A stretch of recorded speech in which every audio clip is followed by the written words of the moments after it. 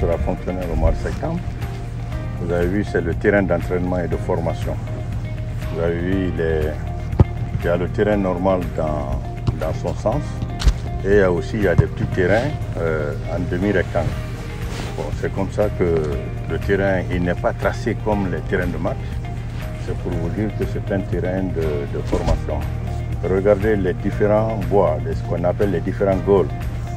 Avec les différentes dimensions, vous savez, du Bundes, qui commence par les tout petits, qui viennent aux 13 ans, aux 14 ans, aux 15 ans, jusqu'aux 17. Après, vous avez les seniors. C'est pourquoi vous avez vu ces différents goals.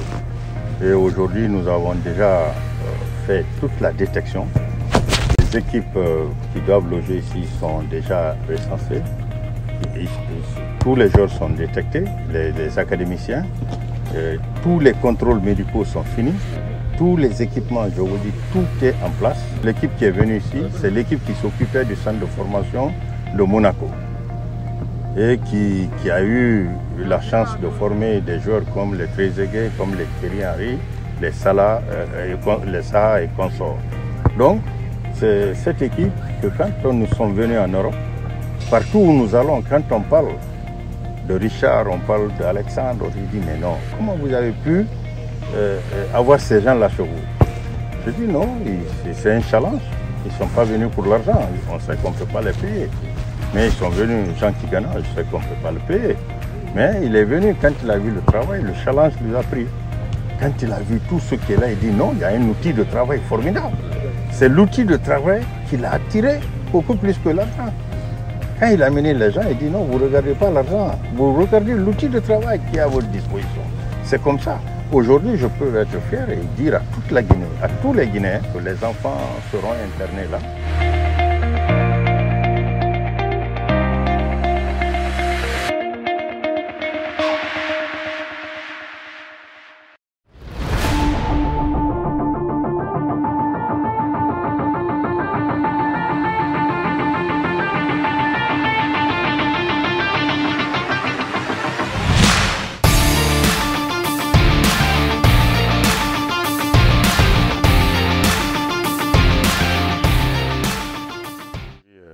Vous savez, c'est une préouverture parce qu'on n'a pris que 2 catégories sur 4, c'est-à-dire les 2003 et les 2005, c'est-à-dire la préformation et la formation. Ensuite, nous allons prendre entre les 9 et les 12 ans, et ensuite entre les 13 et les 16 ans. Donc, cette première partie, c'est vrai que ça a commencé, et comme on l'a dit, le rêve devient réalité. Mais ce n'est qu'un quart de partie. Donc nous sommes très satisfaits aujourd'hui après 5 ans. Et avec tout cet investissement, et aussi vous avez vu le stade de compétition qui est en finition. Donc c'est un honneur pour le football guinéen. Et je suis content que ça peut servir la jeunesse guinéenne, surtout les jeunes footballeurs pour pouvoir réaliser leurs rêves de demain.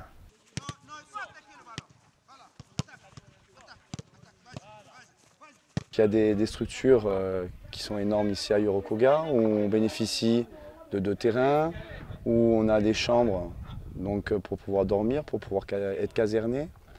On a aussi la scolarité qui va avoir lieu dans le centre de Yorokoga, donc à la face. Donc tout est réuni pour que justement les jeunes puissent passer des paliers. Quand nous sommes arrivés aux affaires, on a dit qu'il faut enlever le football dans la rue et amener à l'école. Parce qu'aujourd'hui, tout le monde le sait. S'il n'y a pas d'école de football, si vous n'apprenez pas, vous ne pouvez pas jouer. Parce que le football se joue aujourd'hui techniquement, tactiquement, avec les entraîneurs à base de l'école. Il faut que tu puisses connaître les nouvelles technologies pour pouvoir jouer en fonction des différentes phases sur le terrain. Donc, si on n'apprend pas les enfants à lire, à écrire et à être éduqués, à connaître l'hygiène de vie, bon, le football de rue n'est pas structuré. Il faut que le football soit structuré, il faut qu'il donne les moyens Et dans la rue encore, vous voyez, ils savent jouer au ballon, dribbler et consort, mais ils ne jouent pas au football parce qu'il n'y a pas le terrain normal, il n'y a pas le goal normal, donc ils n'ont pas de repères. Et il n'y a pas d'éducation, il n'y a pas de système. Bon, il n'y a pas de bons défenseurs, il n'y a pas de bon milieu, il n'y a pas de bonne attaque, parce que le Bundes, c'est tout ça. Le Bundes, tu ne peux que maîtriser le ballon et dribbler. Alors que le football de l'école, ça va du gardien à l'attaque. Tout se joue sur un système, sur des postes différents, et tactiquement, techniquement, et tu es formé en fonction de ça.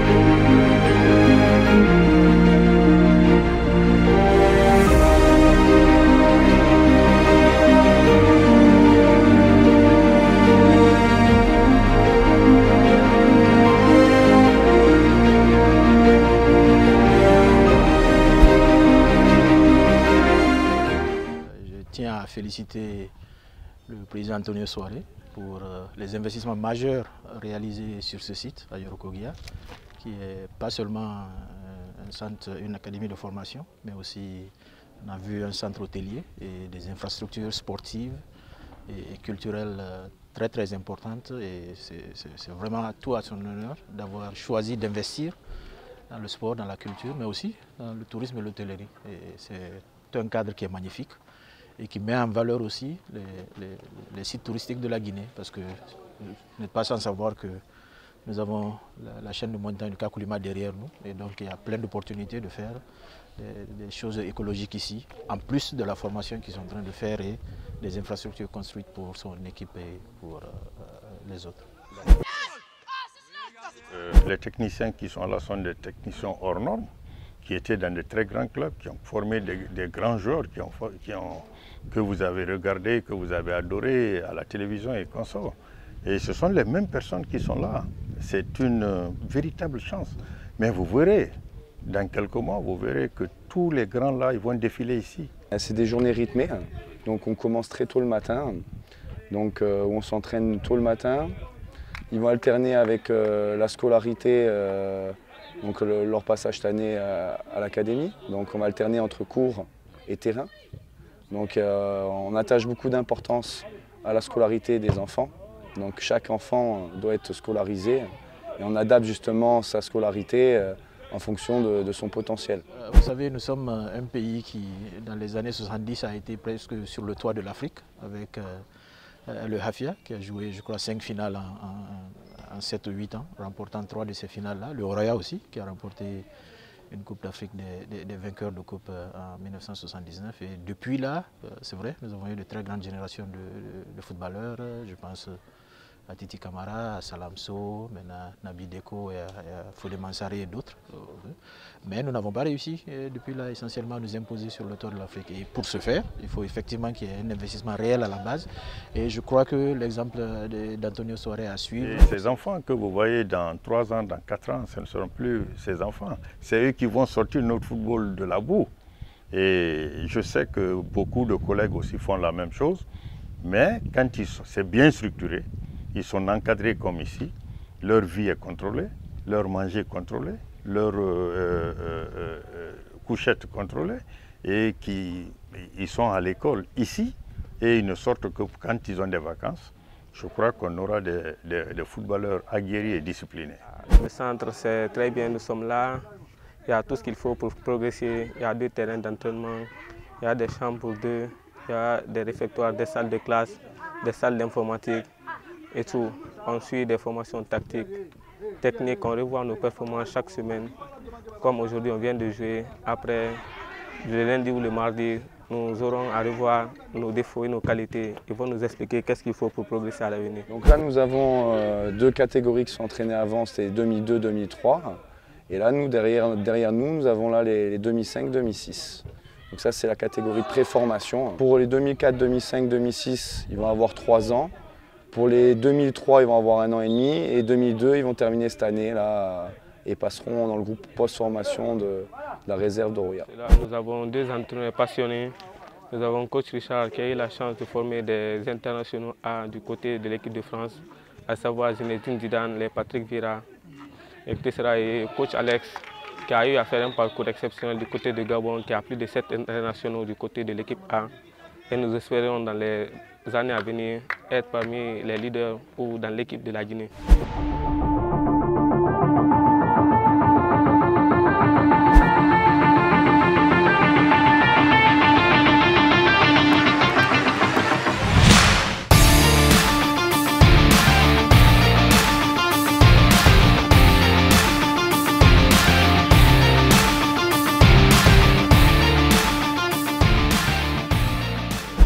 La Fédération guinéenne de football, nous avons fait l'académie d'élite qui est à Nongo là-bas, dont les enfants sont internés, filles et garçons.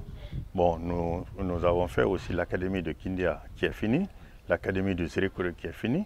Maintenant, nous allons faire la détection aussi pour faire rentrer ces enfants. Donc, ça serait sur toute la République, parce que Conakry seul, ce n'est pas la Guinée. Conakry, c'est une partie de la Guinée, c'est la capitale guinéenne.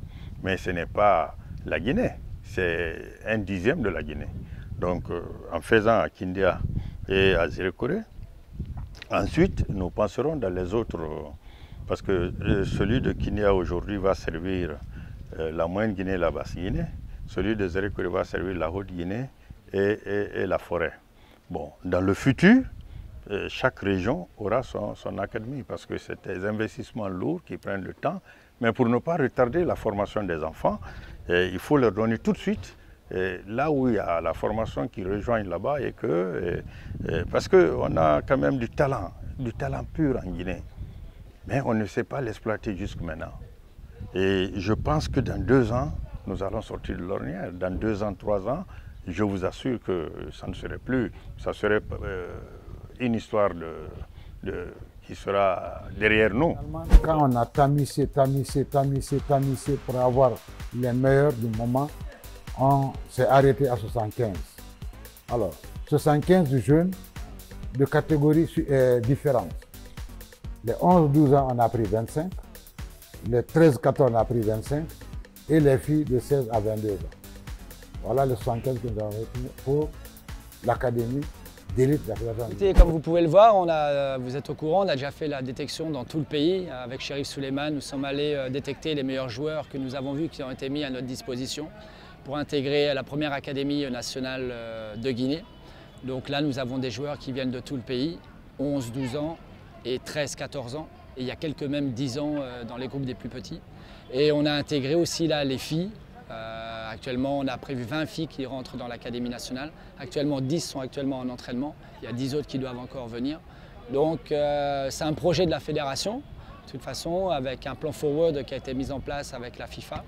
Et ce projet est réellement réel. Et ça fait à peu près depuis décembre 2019 qu'on a ouvert l'Académie. Nous voyons aujourd'hui avec beaucoup de bonheur le plaisir qu'on trouve à la base.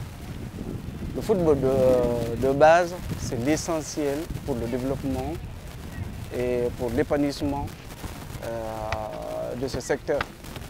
Et il faut savoir surtout, depuis un certain temps, on a perdu le filon. Et vous-même, vous avez vu aujourd'hui comment que ces enfants-là s'épanouissent. On ne croyait plus revoir ça. Il faut sortir le ballon de la rue pour le ramener sur le stade, à l'école, et afin qu'on puisse le développer. Ces enfants, au lieu de les laisser aller à l'école, rentrer, tu ne sais pas comment, qu'est-ce qui se passe entre les deux pôles, pôle A et B, c'est-à-dire entre le centre et l'école, nous avons passé un contrat avec Kofi Annan. Kofi Annan envoie des instructeurs à Nongo qui donne des cours aux enfants. Des cours comme si ils étaient à Kofi Annan. On se lève à l'aube, à 5 h, on prie, après on lit le Coran un peu, on s'habille, après on descend sur le terrain. Après le terrain, on se lève, on prend le petit déjeuner et on va en classe. Après la classe, on prie, on mange, après une petite sieste. Après à 15 h, on rentre en classe et à 16 h, on reprend les entraînements. À 17 h 30, on finit les entraînements et on rentre. Pardon. On se lave et on part en classe. À 19 h, on sort, on prie, on prend le dîner et à 20 h, c'est la révision. Il y a peu de joueurs guinéens, qui jouent dans les grands clubs majeurs en Europe. Pourquoi? Parce qu'il y a un déficit à la base. Si ce déficit est comblé, au lieu d'avoir un Naby Keita, un Titi Camara, un Pascal Fendino, on aura beaucoup de Titi Camara. Comparativement aux footballeurs ivoiriens, aux Sénégalais, aux Maliens, ils ne sont pas plus doués que nous.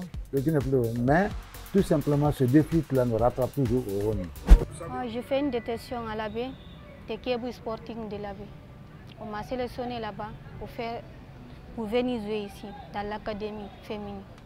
À l'AB, il y a beaucoup de filles là-bas qui n'acceptent pas à jouer le foot parce que leurs parents vont dire que le foot, ça va gâter une fille. Donc, je les ai dit non, ce n'est pas le cas. Si tu sais jouer, il faut profiter. Dans la vie, on doit faire beaucoup d'efforts pour réussir.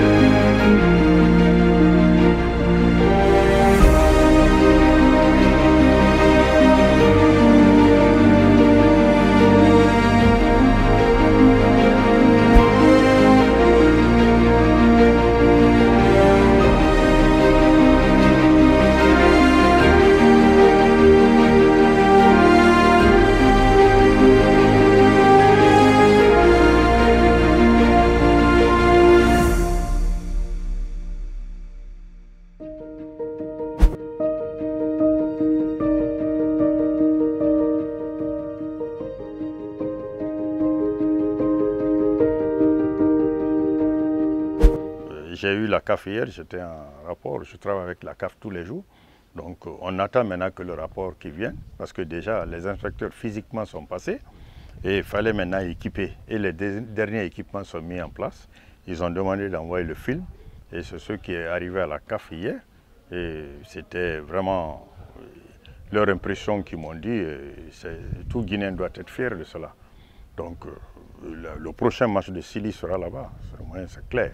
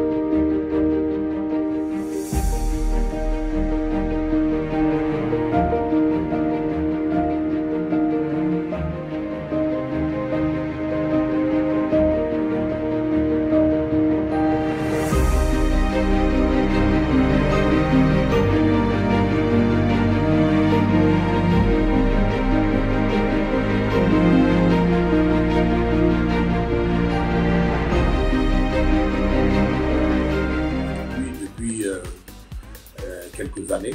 Vous voyez un peu ce qu'il est en train de faire d'abord au niveau du club Forêt Athletic Club, aujourd'hui qui fait la fierté de tout un pays. Premier seul club africain à aller en demi-finale de la Coupe de la CAF.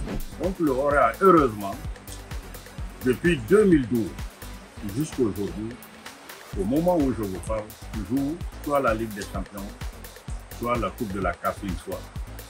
Et en 2017, pour la première fois de notre histoire, on est rentré dans la phase de poule, dans le nouveau format de la CAF. Et la seconde année, en 2018, nous sommes rentrés encore dans la phase de groupe. Et en 2019, nous sommes en demi-finale. C'est-à-dire, nous sommes aujourd'hui dans le quator africain des clubs. C'est une vision. C'est un travail, pas d'un jour, pas d'une personne, pas d'un club. C'est un travail d'un ensemble, d'un tout. Et cette vision, on ne peut pas semer et récolter le même jour. C'est pourquoi je demande toujours que les gens soient patients. Vous savez, on est dans un pays où tout le monde veut aller vite. Et je crois qu'il faut, déjà il est à sa première mandature. Et je crois que deuxième mandat se profile à l'horizon. En tout cas, pour tous les dirigeants sportifs conscients, on permettra à Antonio Souaré de briguer un second mandat, mais ensuite d'avoir une équipe fédérale qui est la sienne et qui pourra lui permettre de faire des choses extraordinaires pour mettre sur orbite, sur les rails, notre football. Je tiens de lui quelqu'un qui est passionné aussi pour le football. Moi, je crois que même c'est un virus pour lui. Je l'ai eu maintes fois à constater.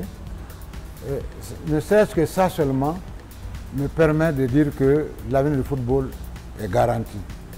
Parce que si vous aimez quelque chose, vous avez une passion pour quelque chose que vous aimez, vous le faites sans arrière-pensée. Et c'est ce que je retiens de lui. Il n'y a pas très longtemps, j'ai eu l'occasion de voir tout ce qu'il est en train d'abattre comme travail au niveau du stade Nongo. Et par rapport au centre Nongo aussi, tout ce qui est en train de se passer à l'heure actuelle, il ne peut être qu'encouragé. Il investit beaucoup à travers la fédération de sa propre personne. Et surtout, je pense qu'aujourd'hui, s'il pouvait encore continuer, ne pas se décourager par rapport à tout ce qui se passe, se faire entourer encore davantage de bonnes personnes et surtout arriver à propulser ou ramener certains anciens à prendre conscience que le football il est là.